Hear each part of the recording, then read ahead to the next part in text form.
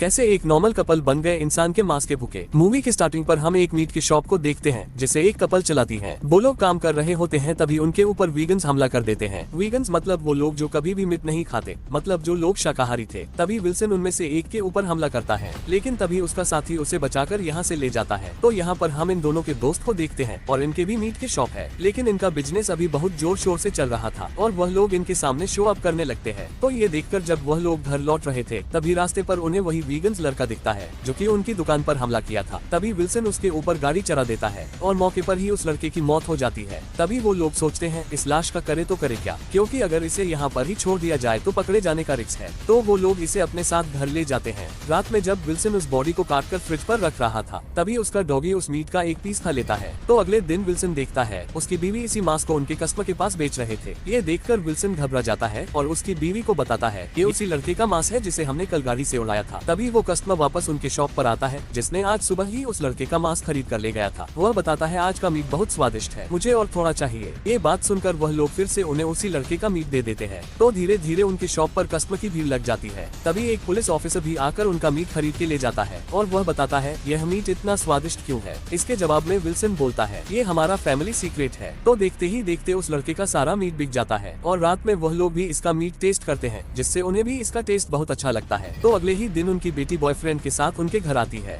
Wilson की बीवी उसे एक डिश सर्व करता है, लेकिन वो इसे खाता नहीं। तभी उन्हें पता चलता है कि ये भी एक वीगन्स है, यहाँ तक कि वह उनके लाए हुए केक को भी नहीं खाता। और उनकी बेटी अब इसके साथ रहते हुए एक वीगन्स हो गई थी। अब वो दोनों मिलकर इन्हें बहुत बातें सुनाती है, एक तरह से इनकी इंसल्ट करने लगते हैं और ये सुनकर उन्हें बहुत बुरा लगता है। तो अगले दिन वह लोग उनके नए शिकार के लिए एक रेस्टोरेंट पर जाते हैं। तभी उन्हें वहाँ पर एक गोलू मोलू वेटर दिखता है और वो भी एक वीगन्स था। तो उसकी बीवी उसे बहुत फोर्स करती है उस लड़के की शिकार करने के लिए। तो वो उसे मारने उसका हथियार लेकर जाता है, पर उसे वो मार नहीं पाता।